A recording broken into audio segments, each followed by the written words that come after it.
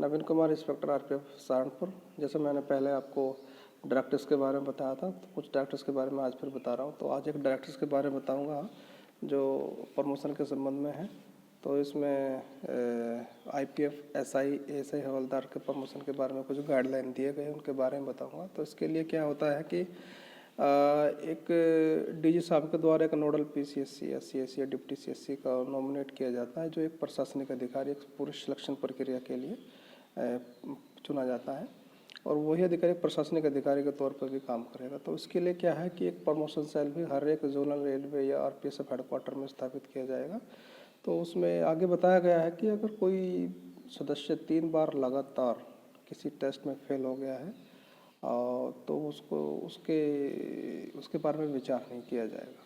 तो इसमें फिर आगे बताया गया है कि जो नोडल पीसीएससी, सीएससी या डिप्टी सीएससी जो होते हैं, तो वो एक अधिसूचना नोटिफिकेशन जो है की तिथि डिक्लेयर करेंगे, और अलग से भी जोन अलग अलग से जो है एक अधिसूचना उस संबंध में अलग अलग से जारी करेंगे। फिर रिक्तियों का जो वैल्यूएशन है, वैल्यूएशन की रिक्तियों का आकलन कैसे किया जाए, तो रूल 70.4 के अनुसार ही जो है इसमें रिक्तियों का आकलन किया जाएगा, जिसमें एंटिसिपेशन भी होते हैं। कुल रिक्ति और उसका एंटिसिपेशन और उसका 15% आगे भी जो है जोड़ करके रिक्तियों का आकलन किया जाता है। फिर उसके बाद जो भी इस डायरेक्टिव्स में जो बताया गया है कि जो भी टेस्ट होंगे वो ऑब्जेक्टिव टाइप होंगे। सीबीटी एग्ज़ाम जो है कराया जाएगा, कंप्यूटर बेस्ड टेस्ट जो है। तो डीपीसी की जो डीपीसी जो होता है, डीपीसी फिर बाद में जो है डीजी साहब के अप्रूवल से जो है जो नोडल पीसीएससी या सीएससी डिप्टी सीएससी होते हैं, उनके द्वारा एक डीपीसी गठित की जाती है, तो जो है उनके द्वारा ही एक डिसाइड किया जाएगा कि प्रत्येक जोन में कम से कम एक सीबीटी का केंद्र हो। फिर उसके बाद जब पूरी प्रक्रिया हो जाती है, फिर उम्मीदवारों की पहचान के लिए भी संबंधित डॉक्यूमेंटेशन करने होता है, जैसे आई कार्ड वगैरह या कमांड वगैरह जो है संबंधित जोन के द्वारा दी जाती है। उसके बाद सीबीटी टेस्ट जो होता है बहुत इम्पोर्टेंट है, 90 मिनट का होता है। तो इसमें बताया गया है कि इसके 2 पार्ट्स होंगे, ए और बी। तो ए पार्ट्स में 10 क्वेश्चंस होंगे, और वो 10 क्वेश्चंस जो है राजभाषा से संबंधित होंगे, परंतु ये 10 क्वेश्चन जो होंगे इनको करने की अनिवार्यता नहीं है। दूसरे बी में जो है वो 90 क्वेश्चन होंगे। तो उस 90 क्वेश्चन में से 10 क्वेश्चंस जो है जीके के होंगे और 10 क्वेश्चन रीजनिंग के, और बाकी जो 70 क्वेश्चंस होंगे वो आपके जो रिलेटिव्स है, आरपीओपी है, आरपीएफ रूल है, आरपीएफ एक्ट, इस तो जो भी आपकी जो हमारा सिलेबस होता है दूसरा, तो उससे संबंधित होंगे। तो इसमें ध्यान देने वाली बात यह है कि अगर टोटल आपको 80 क्वेश्चंस करने हैं, आपने भले 100 क्वेश्चन किया तो वैल्यूएशन आपका जो है 80 क्वेश्चन के किया जाएगा। तो उसमें एक और इम्पोर्टेंट चीज़ बताई गई है कि पार्ट ए से अगर आपने 10 क्वेश्चन किया है, तो पार्ट बी यानी 90 क्वेश्चन जो है तो उसमें से आपको 70 ही करने हैं।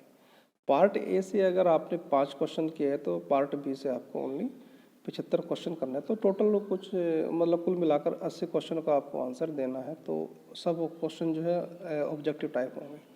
तो उसमें कहा गया है कि रूल 70 के अंतर्गत जो भी परीक्षा हो रही है, तो उसमें नेगेटिव मार्किंग का प्रावधान नहीं होगा, बल्कि जबकि रूल 72 के अंतर्गत जो परीक्षा का आयोजन किया जा रहा है, तो उसमें 1/3 नेगेटिव मार्किंग का प्रावधान हो गया। और डायरेक्टिव में आगे बताया गया कि सप्लीमेंट्री टेस्ट का भी एक प्रावधान है, जो निर्धारित प्रक्रिया के तहत होता है। तो इसमें कुल मिलाकर इतने ही इम्पोर्टेंट था। आगे के डायरेक्टिव्स के बारे में मैं आपको बताऊँगा कि जो लीज्ड पार्सल होता है या सामान होता है, तो उसकी ब्रेक वाहन से अगर चोरी हो जाती है, तो उसके संबंध में आपको बता रहा हूँ कि चूँकि लीज्ड पार्सल जो है ये रेलवे की पहले संपत्ति नहीं था, तो जो संबंधित जो व्यापारी थे, तो उनको जब लीज से सामान या पार्सल चोरी हो जाता था, तो उनको अपना एफआईआर दर्ज कराने में जीआरपी के साथ में जो है एक दिक्कत आती थी। तो एक कम्प्रिहेंसिव पार्सल लीज पॉलिसी जो है पहले बनाई गई थी। तो उसमें ये प्रावधान था कि जो पार्सल से चोरी होगी तो वो जीआरपी के द्वारा ही कार्य की जाएगी। परंतु इसमें वाणिज्य जो कॉमर्शियल डायरेक्टिव उसके परामर्श से जो है आगे इसमें रेल बोर्ड में जो है गहन अध्ययन किया गया, और तो यह डिसाइड किया गया कि जो पार्सल या लीज जो सामान होता है वो जो है रेल संपत्ति उसको माना जाए। तो इसमें जो है कंप्रिहेंसिव पार्सल जो लीजिंग पॉलिसी उसमें भी थोड़ा संशोधन किया गया है। इसकी ज़रूरत इसलिए पड़ती है कि कि रेलवे को घाटा इस वजह से हो रहा था क्योंकि जब पार्सल से सामान जो चोरी होना शुरू हो गया तो व्यापारियों को नुकसान होना शुरू हो गया, तो उस पर कोई कार्रवाई नहीं हुई। तो फिर जो है उन्होंने टेंडर बीच में अपनी जो भी पॉलिसी बीच में ख़त्म करनी पड़ी, तो जिससे रेलवे को नुकसान होता है। उसको देखते हुए जो भी पार्सल की या लीज का जो सामान होता है तो उसको अब जो रेल संपत्ति समझा जाएगा, और जो है आरपीओपी एक्ट अधिनियम की धारा 2D के अंतर इसको ये आएंगे। तो नेक्स्ट डायरेक्टिव के बारे में आपको मैं बताऊंगा कि इसमें कहा गया है कि आरपीएफ या आरपीएसएफ स्टाफ अधिकारियों के लिए कि यूनिफॉर्म आई कार्ड होने चाहिए। तो यूनिफॉर्म आई कार्ड की ज़रूरत इस वजह से पड़ती है कि क्योंकि बल सदस्यों को जो अदर पैरामिलिट्री फोर्सेज के समान जो भी सुविधाएं थी, जैसे कि रियायत हवाई यात्रा हुई या फिर कैंटीन की जो सुविधा है वो नहीं मिल पा रही थी। तो कि मुद्दा काफ़ी समय से वो रेलवे बोर्ड स्तर पर विचाराधीन था। तो उसको देखते हुए कुछ डायरेक्टिव जारी किया गया, इसमें दिशा निर्देश इस प्रकार दिए गए थे कि जो हमारा आई कार्ड होगा उसमें स्टाफ का या अधिकारी का पूरा विवरण उसमें रहेगा, पूरी डिटेल से जन्म तिथि, इस प्रकार नाम, पिता का नाम, एड्रेस जो वगैरह जो भी है, तो पूरी डिटेल्स रहेगी। तो जो आई कार्ड होगा, जैसे हमारा एटीएम के जो डेबिट या क्रेडिट कार्ड होते हैं उसके उसी शेप में रहेगा। तो उसमें जो सदस्य जो हमारे कर्मचारी है, बल सदस्य है, तो उसमें फ़र्क इतना किया गया है जीओज के में, क्योंकि जीओज के जो आई कार्ड होंगे उनमें उनका पीएफ नंबर अंकित किया जाएगा, और जबकि अन्य बल सदस्य होंगे तो उनका यूआई नंबर जो है उसमें अंकित किया जाएगा।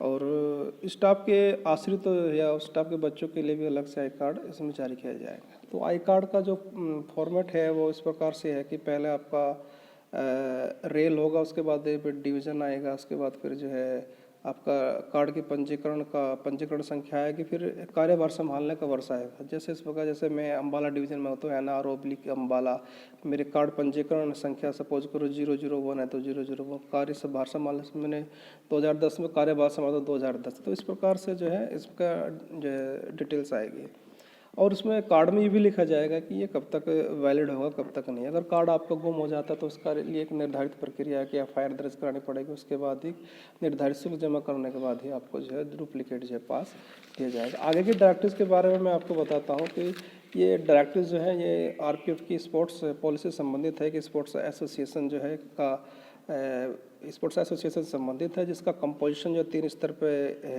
किया गया है, जैसे रेलवे बोर्ड स्तर पर, जोन स्तर पर और डिवीजन स्तर पर। तो रेलवे बोर्ड स्तर पर जो है ऑल ओवर इंडिया अगर स्पोर्ट्स एसोसिएशन की हम बात करें तो जो पैटर्न संरक्षक हमारे DG साहब होंगे, तो और जो प्रेसिडेंट होंगे वही DG साहब होंगे। तो इस प्रकार सभी जोन के अलग अलग एक एसोसिएशन होंगे, जिनके जो प्रेसिडेंट होंगे वो PCSC साहब होंगे, और डिवीजन सीनियर DSC RDSC साहब हमारे जो है स्पोर्ट्स एसोसिएशन के प्रेसिडेंट होंगे, और बटालियन स्तर पर सीनियर CO या CO जो है जो भी हो, तो जो भी अधिकारी मौजूद है तो उनको वो उनके प्रेसिडेंट होंगे। तो हेडक्वार्टर पर हर एक हेडक्वार्टर पर एक जो है स्पोर्ट्स सेल का गठन किया जाएगा, जिसमें ASC स्पोर्ट्स, एक इंस्पेक्टर स्पोर्ट्स और एक हेड कांस्टेबल की नियुक्ति की जाएगी। और इसके लिए हर एक स्टाफ का जो है, हर एक स्टाफ या अधिकारी का जो सब्सक्रिप्शन जो है करना पड़ेगा। जो जैसे कि एंसिल स्टाफ या हेड कांस्टेबल तो 50 रुपये प्रति वर्ष, या ASI इंस्पेक्टर है तो 100 रुपये प्रति वर्ष, ASC to DSC जो है 150 रुपये, और इससे अब 250 रुपये पर जो है एनुअली जो है सब्सक्रिप्शन इसका किया जाएगा। इस प्रकार से 29 से लगभग खेल है जिसमें RPF की टीम जो है नेशनल स्तर पर भाग लेगी। तो नेक्स्ट डायरेक्टिव के बारे में आपको बताता हूँ कि ये जो डायरेक्टिव है ये है कि गाइडलाइन है कि हमारे महिला जो कांस्टेबल उनके जो है किस प्रकार से उनकी डिप्लोमेट किया जाए। तो पहले क्या था कि कुछ रेलवे बोर्ड को कुछ शिकायतें इस स्तर पर मिल रही थी और संबंध में गाइडलाइन जारी करने जरूरी थे, तो जिस कारण से डायरेक्टिव में कहा गया है। तो डायरेक्टिव में बताया गया है कि कम से कम 2 महिला कांस्टेबल जो है पोस्ट पर होंगे, अगर नहीं है तो कोशिश की जानी चाहिए कि दो की तैनाती वहाँ पे की जाए। और इसमें आगे कहा गया है कि रात को कोई भी सिंगल लेडी जो है ड्यूटी नाइट में नहीं की जाएगी, विशेष स्तर से जैसे यार्ड में हो या PRC, इस प्रकार से वहाँ पर जो है ड्यूटी करने के लिए डिप्यूट नहीं किया जाएगा। अगर किसी लेडीज़ कांस्टेबल से या महिला स्टाफ से कोई डिस्कस करना है तो चैम्बर में जो है अकेले में कोई डिस्कस नहीं किया जाएगा। अगर हमारी कर्मी को, महिला सुरक्षा कर्मी को, हमारे जो है लेडीज़ कांस्टेबल कोई प्रॉब्लम है तो पब्लिकली उससे, अगर वो आपसे बताना चाहती है तो पब्लिकली उससे किसी प्रकार से नहीं पूछा जाएगा। तो इस प्रकार से यह भी कहा गया है कि अगर कोई इसको ग्रीवांस है तो पब्लिकली नहीं सुनना चाहिए। और बिना सरकारी काम के, बिना ऑफिशियली काम के किसी भी प्रकार से जो है लेडीज़ कांस्टेबल को जो है मोबाइल पे इस प्रकार से कॉल या सोशल मीडिया के थ्रू कोई मैसेज को नहीं जाना चाहिए। तो ये डायरेक्टिव्स थी। तो आगे की डायरेक्टिव्स है 40 जो बहुत इंपॉर्टेंट डायरेक्टिव्स है। तो इसमें बताया गया है कि special reporting, special occurrence report, localise, unlocalise और टीओपीबी संबंधित कुछ गाइडलाइन दिए गए थे कि कितनी वैल्यू संबंधित जो एसआर जारी होगी, एसओआर जारी होगी। तो इसमें कहा गया है कि अगर बुक कंसाइनमेंट जो है 80,000 या उससे ज़्यादा है और रेलवे प्रॉपर्टी जो है 40,000 या उससे ज़्यादा है, तो उसमें जो है स्पेशल रिपोर्ट जो है 24 घंटे के अंदर जारी की जाएगी। और उसमें आगे बताया गया है कि बुकिंग कंसाइनमेंट की वैल्यू अगर 2 लाख रुपए तक और रेलवे मटेरियल की वैल्यू 1 लाख रुपए तक है तो जो है एड्रेस जो है पीसीसी साहब को किया जाएगा, और इससे ज़्यादा वैल्यू है तो एड्रेस जो है डीजी साहब को किया जाएगा। तो आगे इस पे ये भी कहा गया कि सुपरविजन नोट के लिए जब कोई घटना घटित होती है तो जो है पीओ पर किस किस रैंक के अधिकारी जाकर के सुपरविजन नोट तैयार करेंगे। तो उसमें बताया गया है कि यदि बुक कंसाइनमेंट की वैल्यू 80,000 से 2 लाख से नीचे है, 80,000 से 2 लाख रुपये ऐसे नीचे, 80,000 से 2 लाख रुपए से नीचे तक की बुक कंसाइनमेंट की वैल्यू है, और रेल प्रॉपर्टी के मामले में जो है 40,000 से 1 लाख से नीचे तक है तो घटनास्थल का जो दौरा करेंगे, जो पीओ विजिट करेंगे वो एसी साहब करेंगे। और बुकिंग कंसाइनमेंट आगे बताया गया, बुकिंग कंसाइनमेंट 2 लाख से 4 लाख तक और रेल मटेरियल 1 लाख से 2 लाख तक है तो सीनियर डीएसपी साहब घटनास्थल का दौरा करेंगे। आगे बताया गया है कि बुक कंसाइनमेंट अगर 4 लाख से ज़्यादा और 6 लाख तक, 4 लाख से ज़्यादा 6 लाख तक और रेल मटेरियल 2 लाख से ज़्यादा 4 लाख तक है तो एडिशनल सीएससी या डिप्टी सीएससी साहब जो है घटनास्थल का दौरा करेंगे। आगे बताया गया है कि बुकिंग कंसाइनमेंट 6 लाख से ज़्यादा और रेल मटेरियल 4 लाख से ज़्यादा है तो पीसीएससी साहब जो है घटनास्थल का दौरा करेंगे। और उसमें एक इम्पोर्टेंट पॉइंट आगे बताया गया है कि टीओपीबी के मामले में यदि किसी पैसेंजर्स की जो है सामान चोरी हो जाता है तो उसमें बताया गया कि इस मामले में यहाँ पे एसओआर जारी की जाएगी। किस स्थिति में जारी की जाएगी? यदि टीओपीबी के मामले में जो है सामान जो है चोरी होने वाला जो सामान है उसकी वैल्यू 5 लाख या 5 लाख से ज़्यादा है तो उस मामले में एसओआर जारी की जाएगी। और अनलोकलाइज और लोकलाइज केस कैसे रजिस्टर्ड किए जाएंगे, उनके निर्धारित जो है एक डिवीज़न से दूसरे डिवीज़न, एक जोन से दूसरे जोन को जो ट्रांसफ़र करने की पॉलिसी के बारे में भी इसमें बताया गया है। और इसमें यह भी आगे बताया गया है कि यदि किसी दूसरे जोन से डिवीज़न से आपके यहाँ मैटर कोई आता है तो आपके यहाँ लोकलाइज में दर्ज किया जाएगा। तो फिलहाल के लिए इतने आगे की डायरेक्टिव्स के संबंध में फिर जानकारी देने के लिए फिर हाजिर होगा। जय हिंद।